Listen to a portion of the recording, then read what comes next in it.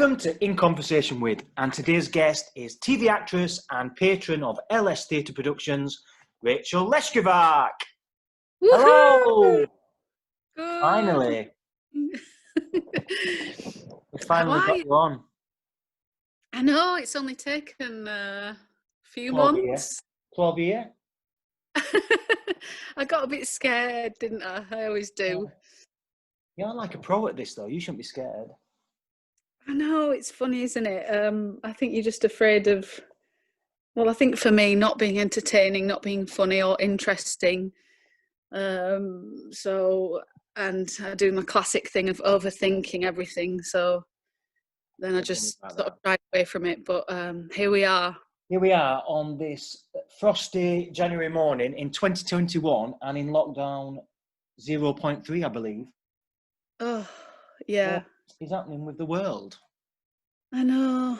It's I think it's so easy to sort of go down that rabbit hole of being negative and saying it's all this and it's all that, but I think now it's the third time round. You've just got to try to find, as cliched as it is, the positives, even if they're really small, because otherwise you'll just go mad, won't you? Or just get really sad. Well, we've been through it, haven't we? Like you said, this is the third time we've been through a lockdown now. So if we haven't got our heads around it now, we never will. No. But it's not easy. I'm struggling this time around more than ever. And I think that's because of having a creative brain. And you're the same as well. Like when you're a creative and you can't create and do what you love, it's just really difficult.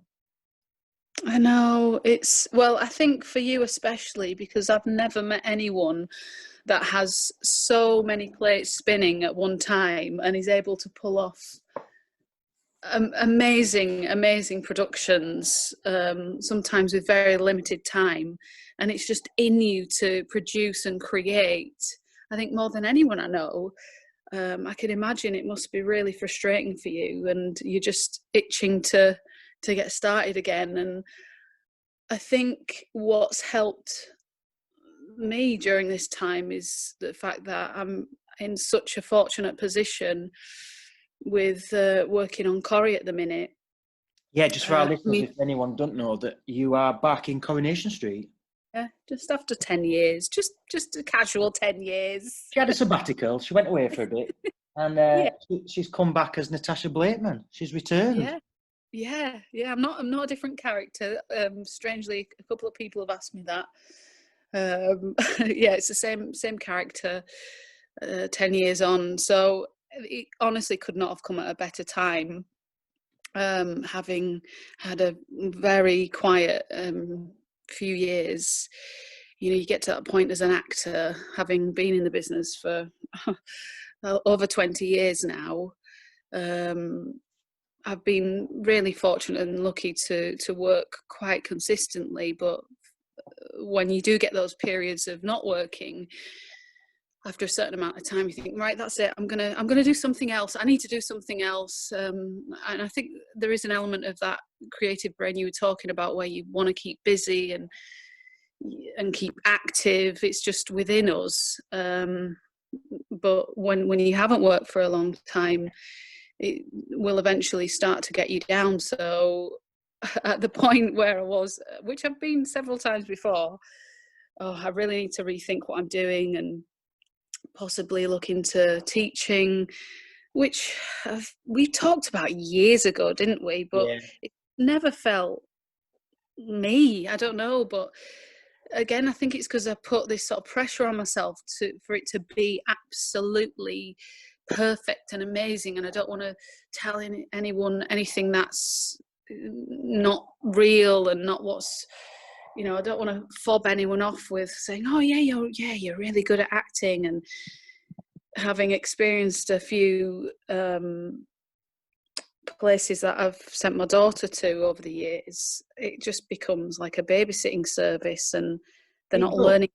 It does, and I do agree with that, but I also think, and I always say this, what better people to send your kids to for training or for acting or singing or dance than to people who've done it and lived the job and worked in the industry, and you have. So don't put yourself down there. I think you've been an amazing teacher, and it's not always about teaching academically, is it? It's also about experience, and that's what theatre and acting is to me. I believe you learn more on the job than I ever did at college and at uni. Yeah, I'd agree with that. Yeah, it's. I think it's good to. It's not necessary to have had training, but I think it does help. But I suppose, in a way, there is a certain expectation then, because they might have seen you in something, or they might just expect you to have all the answers, and there aren't any. And it's a continual learning process. It's a never-ending journey. Like, you never stop learning. You have to continually keep improving on what you're doing. Otherwise you become stale, I suppose, or end up just playing the same kind of role, or you're making the same choices all the time. And as people, we change, don't we? We evolve, hopefully, and decisions that we may have made 20 years ago won't be the same as what we do now. So, and I think that should inform the work as well. Yeah, and I think the way we act and approach scripts, the older we get, changes, because we've got more life experience and more knowledge. So that's why I kind of feel like we're always learning on the job. I never believe you're at the pinnacle. You never at the top of your game ever in acting, because you can always improve. No. You can always learn something new and be challenged. Yeah, and I suppose that's what keeps the fire stoked, doesn't it? And that's when, if you still feel that deep down, even when you've had periods of time where you may not have been working, if that still remains, even if it's just a tiny little ember, that's ultimately enough to keep you in the game. Yeah, it's very easy for that ember to sort of be distinguished and go and sort of disappear in times like this, or long periods of no work. But you only need that little spark from a self-tape or a bit of interest from a casting director to reignite that. I always find that, and then I'm like, oh my god, I love this industry. Yeah, you're on fire again. I'm on fire again, and then I'll have periods of like, I hate it, I don't want to do it. It's all it's just it's a strange industry. But like I say, I think you'd be great at teaching through experiences that you've done. So I reckon it's something you should definitely look into in future. If you ever, even while you still have a successful TV career, you can still do that. Yeah, I mean, I did dabble in a little bit of it. You'll know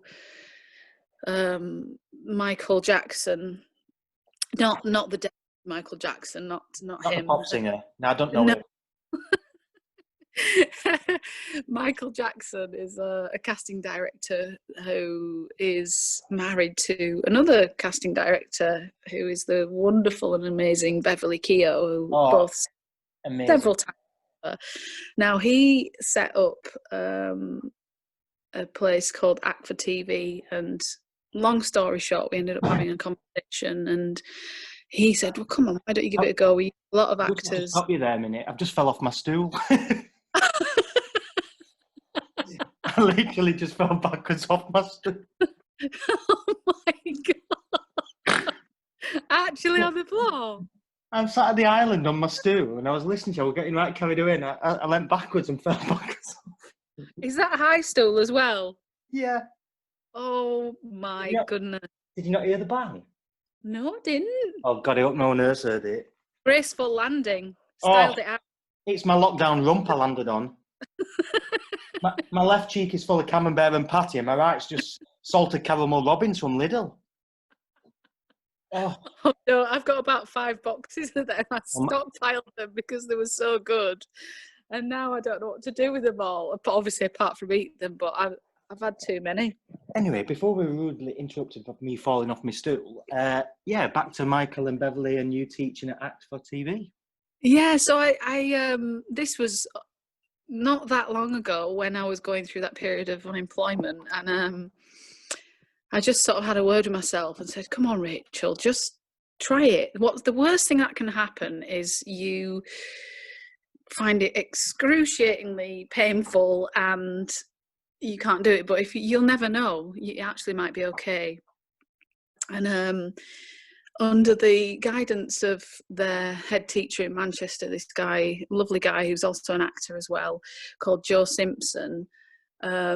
He sort of took me under his wing, and he shadowed me basically for the majority of the time that I was there. And it was okay. So what was really positive about it, it's amazing how much you do know, because I think in my head I was like, I have to be a teacher and it has to be structured, and there is a format to their lessons, and it's a lot of it is based on working on camera, which obviously the majority of my work is that.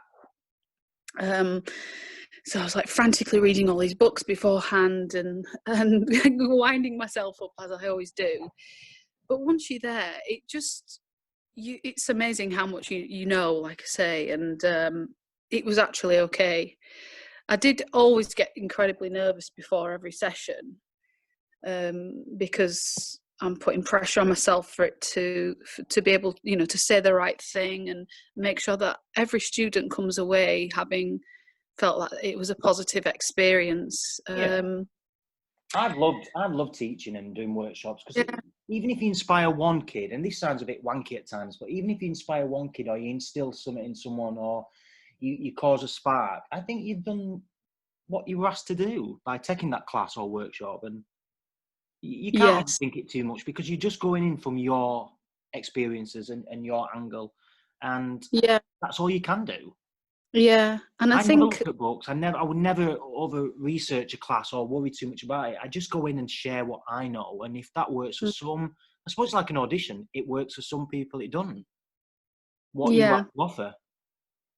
Yeah, this is true, and I've also found that it helps you as a performer as well, because it adds, I don't know, it just adds another level of awareness, I suppose, because you're watching other people and thinking, well, what choices, what decisions would I make? And none of, like I used to say to the students, I'm not necessarily saying that what you're doing isn't the right choice, but how about we try it this way? And why did you say that? Why did you do that? Like, what I really enjoyed about it, and I suppose it's stuff we've done over the years when we've helped each other out with auditions, is really getting into the detail of the text and bringing it off the page and thinking about different choices and the beats within the scene. And I love all that stuff. The details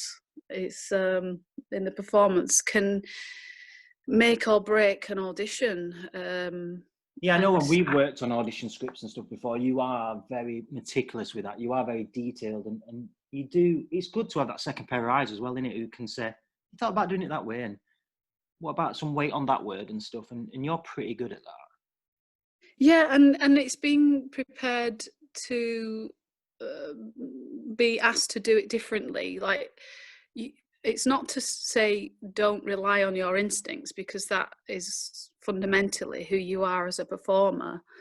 I mean, obviously the character that you're portraying will influence your choices to a certain extent, but say if it's for a character within a soap, chances are it's not going to be too far from who you are, because they want to portray everyday people, but we don't want them to be two-dimensional. And so yes, go play the scene as you would instinctively, but then think about it a different way, because a director in an audition situation may well ask you to do that, and you don't want to be stuck in one way of performing a scene. And it's also, we have to pay more respect to the writing, because I've done this myself over the years, where if I've not been able to learn a scene as well as I thought I could, I just blame it on the writing. Oh, well, it's because it's just not well written. It's really clunky. It's really wordy. It's overwritten. I would never say it like that. All these things. Yeah, and, I've all said that. Yeah, exactly. How And dare that's you write such rubbish and expect me to audition with this? exactly, like not taking ownership of the fact that, okay, well, this might not be exactly as you would say it, but this is what is written, and make it work. That's your job. And then once you get the job, you might be able to change it slightly to what would sound better for you or not. Like, I know from being fortunate enough to have worked on a few of Sally Wainwright's dramas. Oh, amazing writer. Yeah, and you cannot change a single word. But I don't think you need to. No, well, I you think don't. the writing's that good. Yeah, but she's very particular about that. So you can't miss words out. I mean, it's every word is there for a reason. And I suppose if we try as performers to approach any script in that way, regardless of how we feel about it, it is ultimately our job to honour that, isn't it? Yeah, I think so. And it's respect to the writer in it. And you almost trust that. But like you said, she's a phenomenal Oh, and such a great advocate for Yorkshire and our talent up here and that. yeah, yeah. I So, felt so lucky to have worked on her which shows stuff. did you do for her again? Do you want to remind everyone? So back in the day, I think the first one was At Home with the Braithwaites. Amazing. Ran for quite a few series. I actually auditioned for that. Did you? What did you audition Was it for? Phil Skidmore, the next young lad? And I think he I'm started. sure that's the fella I ended up with. Imagine that. Oh, imagine that. Well, how many years were that ago? Oh, Oh, I dare say. it's got to be over 20, yeah? Um, 18? 9? yeah, something like that. Wow. Well, yeah, I auditioned for that and did the worst audition in front of Sue Jackson at ITV in Leeds. It was horrendous. Oh God. Oh Cringe at the well. thought of it. Hence, never getting the part. Or yeah. So Oh, there you go. Home with oh, the that's Braithwaites. yeah. Dead Clever was, I think, Yeah, was one dead of.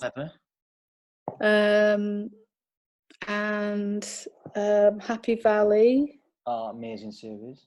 And what was wonderful about that as well is it was her first foray into directing. Now, having worked with her on all these other things and Last Tango in Halifax, Mm-hmm. she always comes across. If you have you met her? I've actually done Last Tango in Halifax. I was in series 1. So yeah, Oh my I goodness! I know. I played a police officer. Story of my Did you? life. Yeah, you know when the two leads. So we will have worked together because I was a Well, policewoman. I don't know if we ever crossed paths back then, but when in the first series when the two went missing, they found him in the manor house. Can you remember? I can't remember. What's the two characters called? You Anne Reed mean and Derek Anne. Jacobi and Reed? Yeah, their characters went missing. They got locked in a manor house. So I was the police officers who went and found them at this manor house.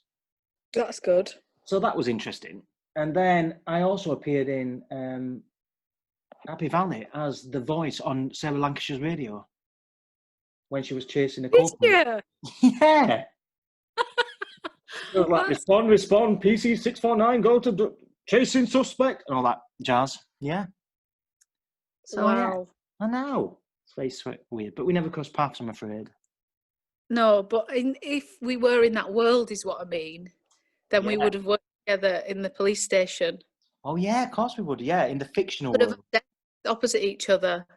Well, we did finally get to play opposite each other in Kay Mellor's drama, which, if I'm honest, I think was one of the best things she did. Oh, A passionate woman. yeah, that was a really special job, wasn't it? Yeah, there was just something about. I think it's because it was her own personal story, and you could tell that with the writing. I felt and how much she cared about it. Mm. And obviously, we worked with the late Antonio Bird, who's sadly no longer with us. Oh, I know, and she was really lovely as well. Yeah, but we It had great was. fun doing that. Oh my gosh.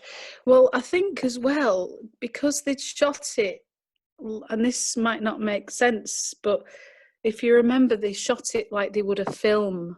So we had the only difference, well, not the only difference, but one of the biggest differences was the time that we had for the scenes,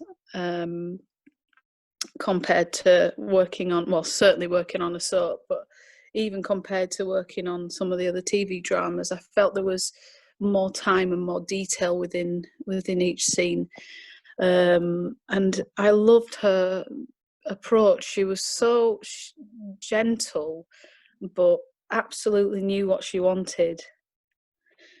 But I think working in that period as well was working in a different period. Full stop is always really fun as an actor, Yeah, because so everyone knows as well that we did the 1950s part of the story. It was a two-part one. It's set in the 50s and the 80s. Yeah. So we got to play in the 50s for a bit in them amazing costumes and. Yeah, exactly. And I just feel you just get more into character when it's so far removed from where you're at now.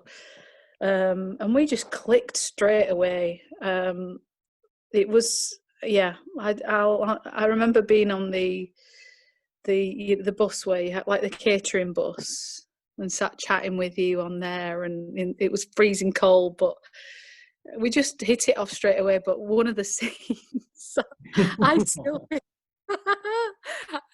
I'm laughing, but I honestly do still feel bad about this, and I know we've talked about it over. So there's a scene where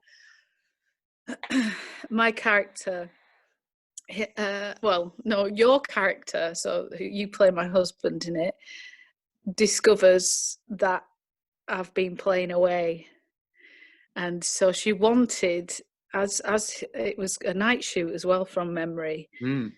So pull up in was it a Rington's tea van or something? Tea van. Oh, and I'm sat here with 3 Rington's ginger biscuits next to me. Yeah. Seamless. We should have a sponsorship deal. I never dumped them in my coffee though, so they'll get used later. Yeah, it was a Rington's tea man you having an affair with. Yeah, and so we pull up, and then you basically drag me by the hair. In your actual vintage original dress, might I add. Outside in the freezing cold, wet mud. Yeah. Get back in the house type of thing. And then I had to hit you on the back of the head. Yeah. That was outside though, on the lawn. Both you and Billy Piper, who played your sister in it, both hitting me over the head with handbags. But I actually hit you on the head with my hand. I've never been right since. where there's blame, there's a claim. This is why you keep falling over. I know, this is why I keep tripping up. I've got a head injury. The 1950s clutch purse. Oh, it was so awful because I kept doing it, because we had to obviously keep doing it again, and I don't know whether it was the director or whatever said, yeah, you don't have to hit him this time, we've got that. But because we were in the moment, I kept whacking you on the back of the head. Do you know what though? I love that. I'm sorry. Don't you just hate that though when people don't go for it and it feels naff? Because I remember I was dragging you across that lawn like I was dragging the bins out. Oh my gosh, it's a good job you're a strong lad from Barnsley, innit? Otherwise, not anymore. Jesus Christ. I wouldn't have got you out of the car now. I just remember you having knee pads on under that beautiful dress. Yeah, they did put them on, didn't they? And I'm sure there's a shot where you can see them. I think there is, I think I've spotted that. Yeah, which is a shame, but again, amazing series, incredible cast: Theo James, Sue Johnson, Billy Piper, and us. Boom! Woohoo! I just remember having a line that Billy used to laugh at all the time. He used to go, "Margaret, where's our Margaret? Have you seen our Margaret?" But don't you remember? Because were you called Eric in it? Eric, yeah. But then we started calling you Cecil. Yeah, because I had a line that I didn't have very good diction on. I still don't have good diction now. But I had to say, some of that, nowhere we at, my Cecil. And Kay Mellor says, who's Cecil? I said, no, I said, say so. He ain't going nowhere we at, my Cecil. And that was it then. Everyone started calling you Cecil. I was on for Cecil for the rest of it. Oh my gosh. And then do you remember we continued with the scene even though we weren't, well, because we were told to behind the door. So once we'd shut the door, off camera, we then had to have this argument, didn't we, which was really good as well. Loved doing that. I think it's the first and only ever argument we've ever had. Yeah, and that was the beginning of our friendship. And now, so I owe that job a lot because I don't know what I'd do without you. I know. Best friends for how many years? Was that 2009? That was then the year after I started LS, because we've been going 12 years. I'm sure this year's our 13th year. Oh. Yeah, long time. And then, yeah, that's where it all began for us. And we then got you involved in an LS show. We tempted you, or blackmailed you. I'm not sure which, but obviously, I don't know if any of our listeners know, but Rachel has got a very exclusive theatre background. West End leading lady. Olivier nominated for Spend for the role of Vive. So your back catalogue is pretty impressive. So when I got a sniff of that, I was like, right, get her in a musical. And you came and did Little Shop of Horrors for us, didn't you? Where you played the role of Audrey.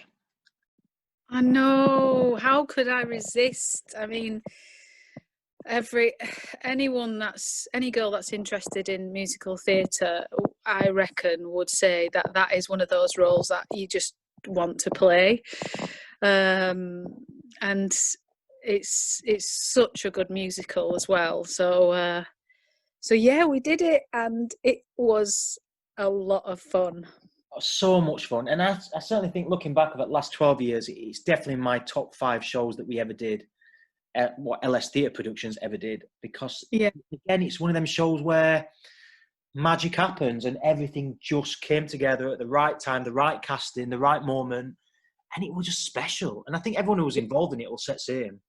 Yeah, it was a really, really good cast, as all your productions are, to be fair. Like, I've never seen one where I've thought, oh, I'm not sure whether that person was right for the part, which sometimes, in my experience of going back in the day of like amateur productions, they don't always cast the right person for the role, whereas you do. You're not afraid to do that, and there's no sort of politics within it, which I think sometimes can be the case in amateur societies. Yeah. But yours is not that anyway. It's it felt, the whole experience, I was saying to some of the younger cast,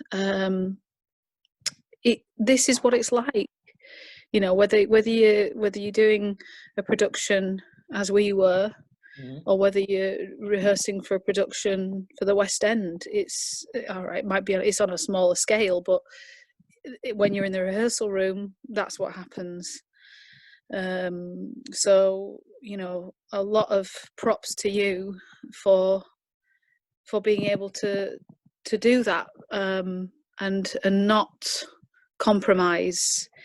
And I think that's why LS has become such a success, and why people, as soon as you put out there's a show coming on, you sell really well, because they know they're going to get a high quality production. That's what we try to do, and that's always been my aim. We always say, like, a West End show at Barnsley prices, but we always work to a budget. But I've no ideas of grandeur. We are a very small fish in a small pond in our area, but what a magnificent fish we are, because we are amazing. We work with tiny budgets, with tiny rehearsal schedules in small venues, but we managed to make something really big and magical. And And that's down to the people I've sort of surrounded myself with and sort of kidnapped over 12 years. I grab people in and I want people to stay. And thankfully, people want to stay with LS. They say it's a family. They have that feel. They feel supported there. They feel safe to create. And that's what our rehearsals are. They're just fun. We have really tiny schedules, but in them 6-7 weeks, rehearsing twice a week, we just have fun and create magic. And I think that's what it should be about. Absolutely. And in any rehearsal space, that's the time you're allowed to make mistakes. If you felt going into the room that it has to be a polished performance and everything has to be perfect, then that's not really the right frame of mind. All right, obviously you're up against it with your schedule, so there has to be some preparation going into it on day one, but the rehearsals are there for an actor performer to play around with the material and try different things, and as a director you absolutely allow that, and create a safe space to do that, because it can be very, even for me going in on that production, I think maybe there was an expectation, talking about it again, aren't I, of people's perceptions of me to be a certain way. But I was nervous going in. It felt exactly the same as it would do on any production, because you want to do your best and you don't want to look silly or whatever. But you have to, if you create a space where you feel safe to express yourself and try different things, they're not all going to work, but out of those will come the little gems. You've just got to keep digging around for them. And yeah, that's what we did.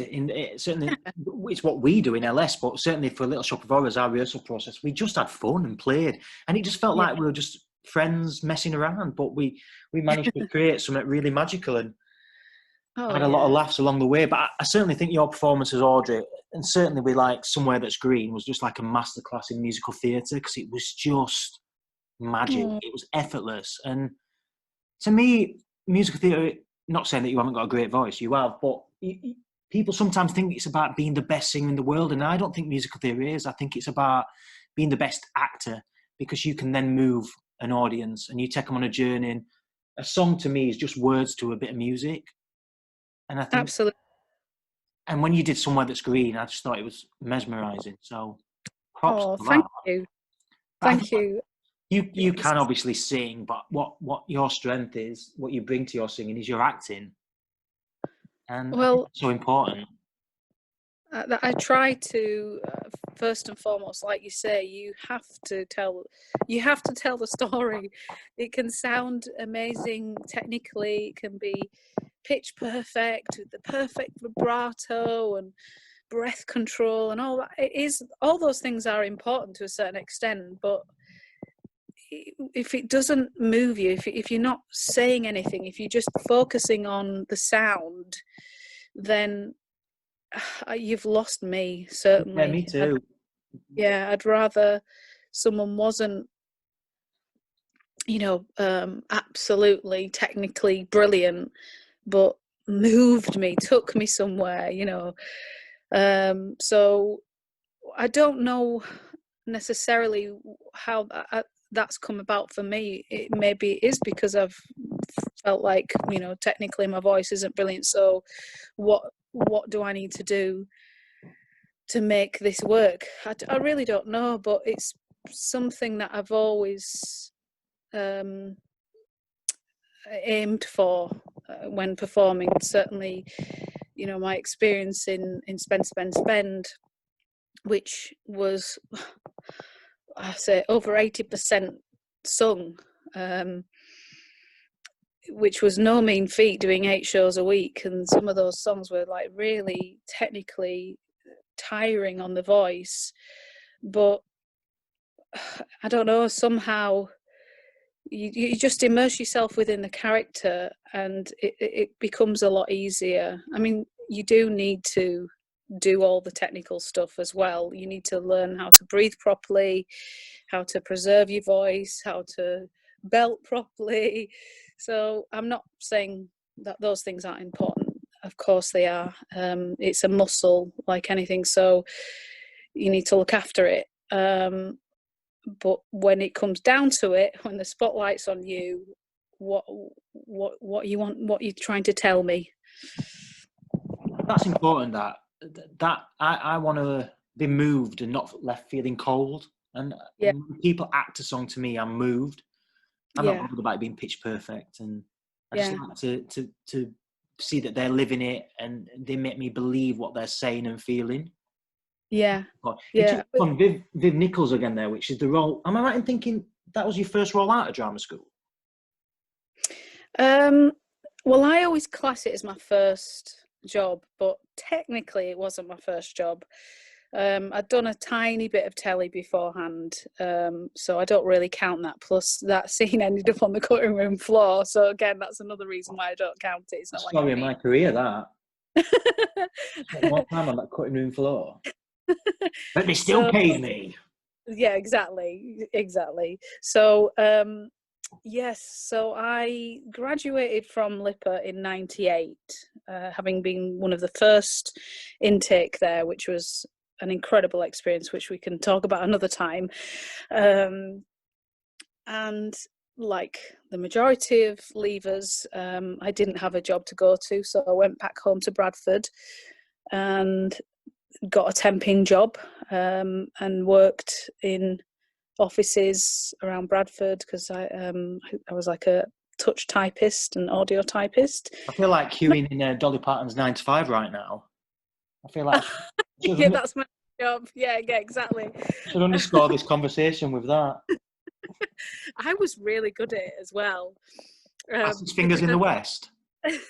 Well, yeah, they were pretty good, because I remember I was stationed at the Yorkshire Building Society for quite a while, because it's a huge office, and there was always a huge amount of work and someone off all the time. So I ended up staying there for quite a while because it was a really good team of people.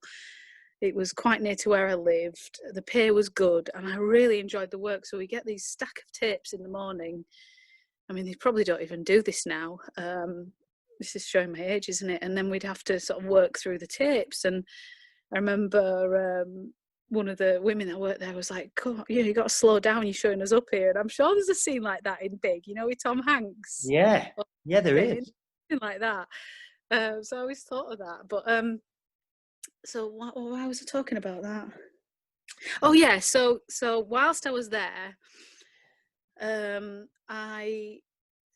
they had auditions for Spend. Now, luckily for me, because I graduated from LIPA, and there were quite a few of our year that were making quite a stir on the audition scene, because I think that year anyway, I can only speak of our year, was producing actors and performers that weren't what I considered to be cookie cutter performers, which you will have had over the years from, I'm not going to name any drama schools, but the ones in, some of the ones in London, they're sort of churning out the same type of performer. They're almost like clones.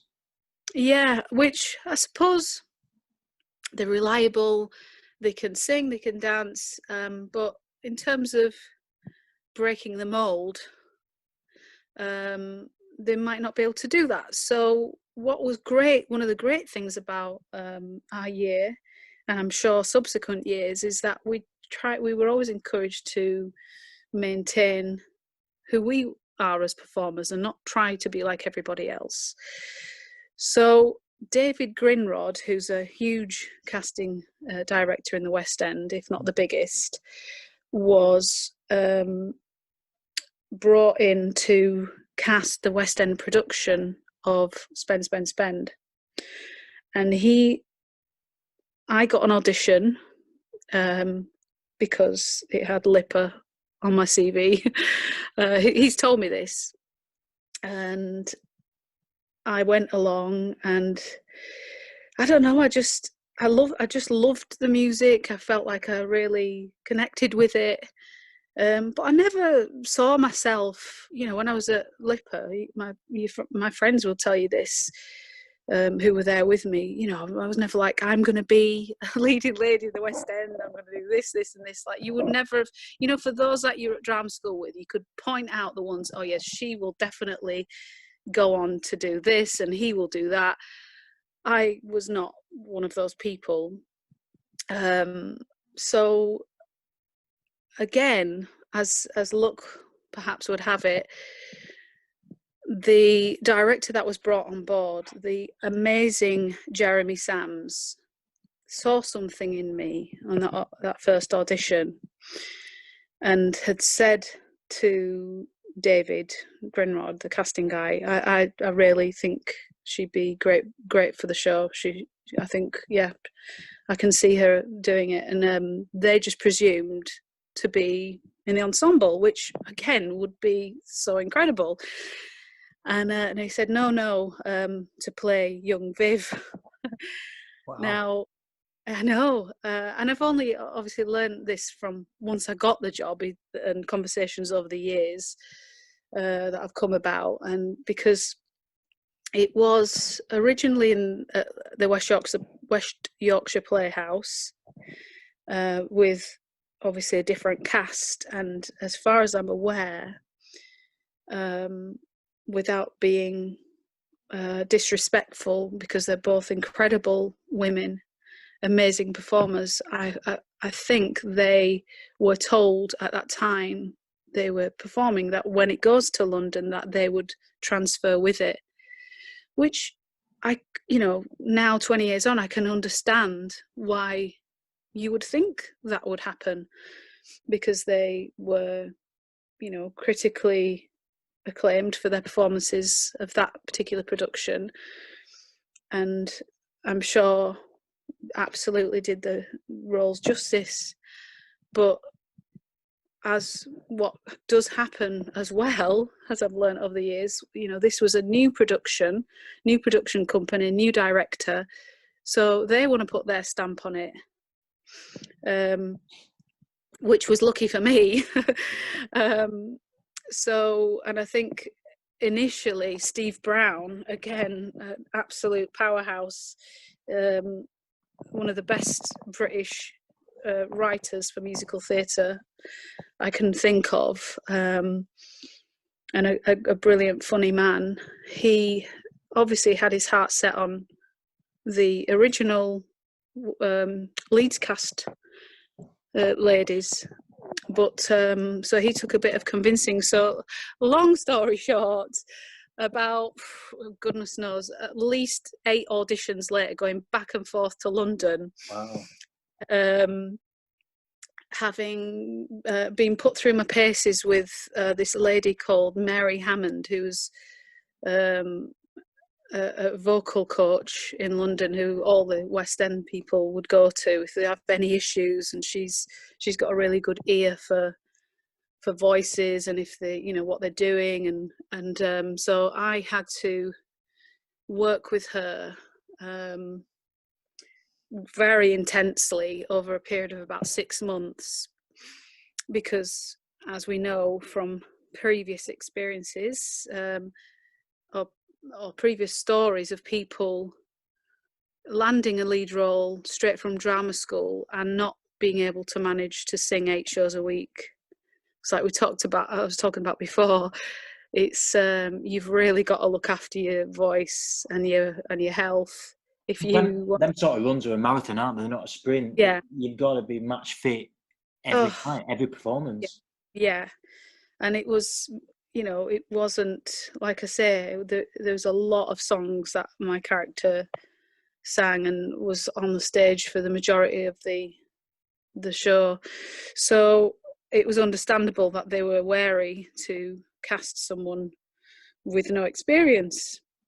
But luckily, Mary had, reported back, and the MD, Dame Priest, came along to some of my later sessions to hear the music and hear me sing the songs, and everyone was happy with the strength of my voice and my interpretation of playing Viv Nicholson. But even then, even at the end of the whole audition process, I still thought to myself, well, hopefully they might give me the understudy. What, even after all that? Even after all that, yeah. Wow. Like, yeah, it was because I just couldn't fathom it. I couldn't imagine that it would Ever happen? ever happen or go like be given to me, because there's so many amazing young female performers who would kill for that role. You know, why wouldn't they? It's one of the best young female leads to my knowledge. Yeah, it's a great But musical. yeah, so when I got the call, it was just shock, and there was a lot of screaming and crying and But how authentic as well, coming from where you come from, yeah. Bradford, and then playing this iconic northern role. Well, she was from Bradford as well, weren't she? No, she's from Keith, Keith, Castle Castleton. Castleton.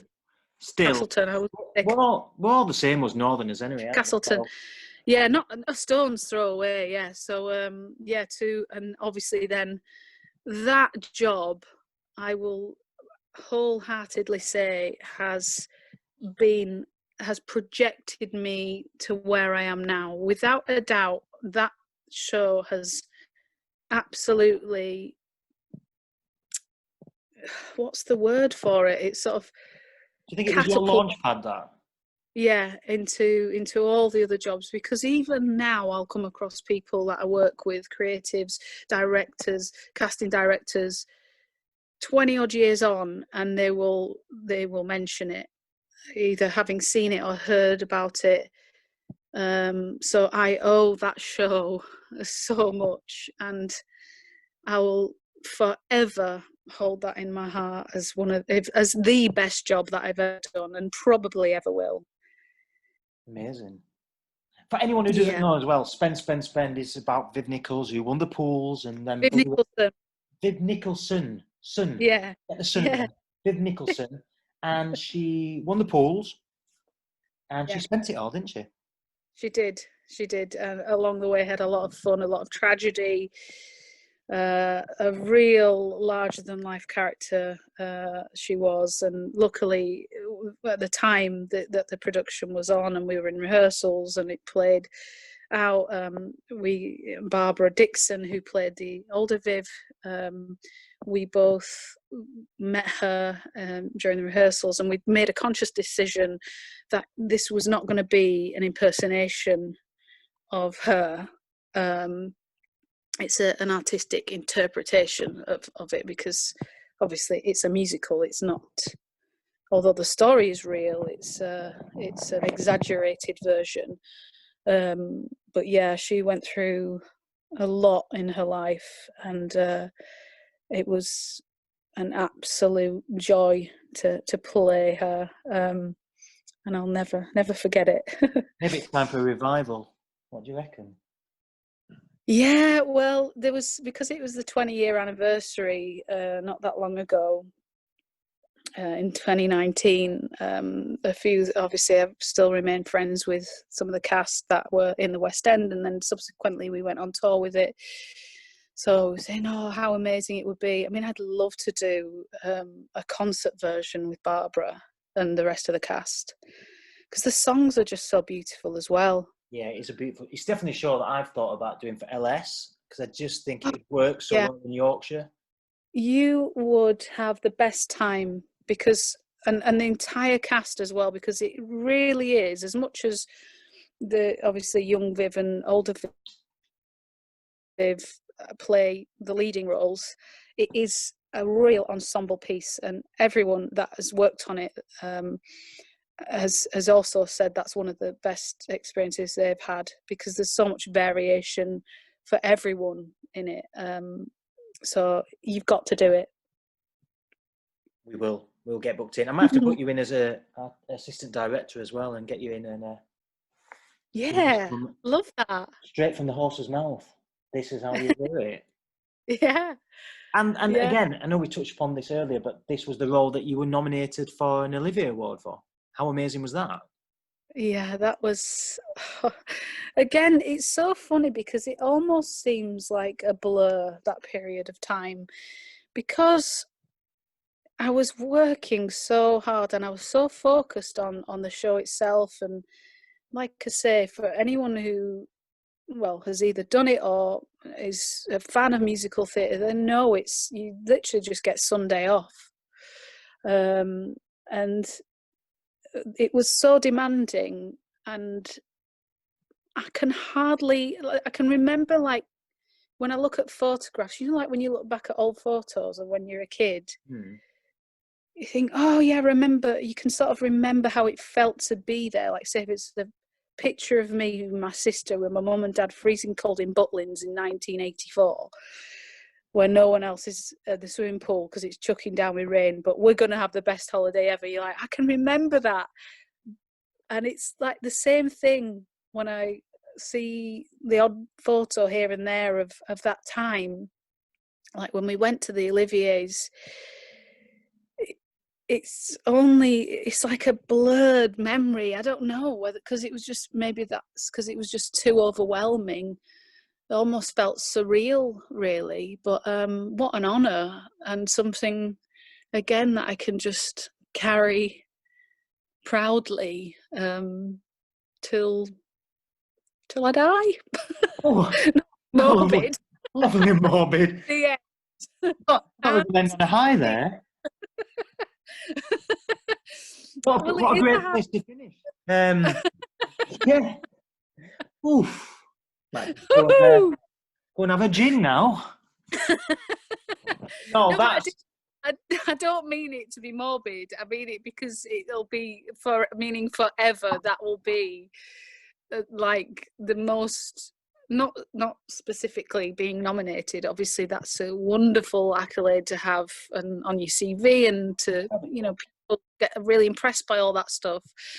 But ultimately, what I am really proud of is the work that I did during that time. But because it's, I don't know, maybe because it's such a long time ago, it almost feels like it's someone else. I look back and go, wow, you know, so just in the moment of working in the West End, and it's not easy. It is graft, but it's the best kind of work, you know. You'll never lose that, will you? That No. like you said, the memories and experience will stay with you forever. Yeah. So many people aspire to that and never quite get there. But you did. I did, yeah. From Bradford. I know. Who'd have thought? I know, who'd have thought? But that's just testament to your determination and talent, though, isn't it? That you knew what you wanted and you worked at it. And I think that's why you continue to work when so many actors fall by the wayside. I think you work at it, and that's important, isn't it, to maintain your career. I think people think acting's easy and you just waltz into jobs. So it's interesting for anyone listening that 8-9 auditions later you got the role that you wanted, and there's a lot of work and time goes into securing them roles. Absolutely, because there's nothing is certain until you sign on the dotted line, until you turn up on day one on set or in the rehearsal room. Anything could happen. So you have to take it seriously and you have to put the work in.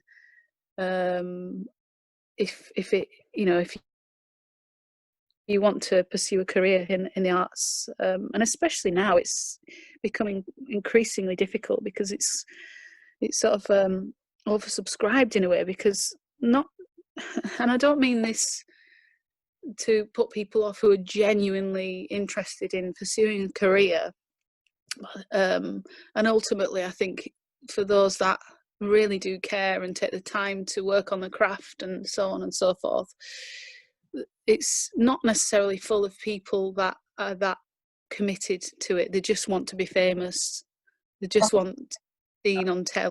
And obviously, I think that's because as well, we're not only now contending like we used to with theatre graduates, but now you're contending with people coming out of reality programmes. Yeah. Who want in on the industry, and so it's double whammy now. You're really up against securing roles, because a lot of the time producers want profile and people with a following on Twitter and that, and it's a real challenge, I think, now getting work. Yeah, it definitely has changed. The industry changed, sort of, I suppose, when Big Brother started all those years ago. That was the beginning, wasn't it, of this absolutely surge of reality show after reality show. I mean, I think I used to get really cross about it, but now, because there's so many of them, it's become its own thing and it's separate. Whereas before, it felt a bit threatening because it was sort of finding its place within the industry and sort of filtering in too much into drama. I mean, I'm not saying it doesn't now, but it sort of feels like it has its own place, which is separate, and it's and as long as it stays that way, I'm fine. But obviously, there's always times when you might look at there's like a touring production of something, you're like, oh, fancy going to see that, and then you see they've got some YouTuber in it or someone from a reality show playing the leads. You're like, come on. I know. The industry in such a short space of time, but as ever, it'll always evolve and change, and it'll go through fight to win it. And and I like to think, there's space for everyone, and you've just got to find your space and work with that and keep pushing forward. Well, what a great place to end it there. I feel like we've only just scraped the surface in what we can talk about. So I reckon we do In Conversation with Rachel Leskovac Part 2. What do you say to that? Let's do it. Yes. So, absolutely. First of all, though, I want to say a massive thank you for being honest and informative and just having a good old chat on this very now sunny January afternoon. It looks lovely. Yeah, I might go for a walk now. Sun's out. So, you've been Rachel Leskovac, and this has been In Conversation with. Thanks, Rachel. Thank you.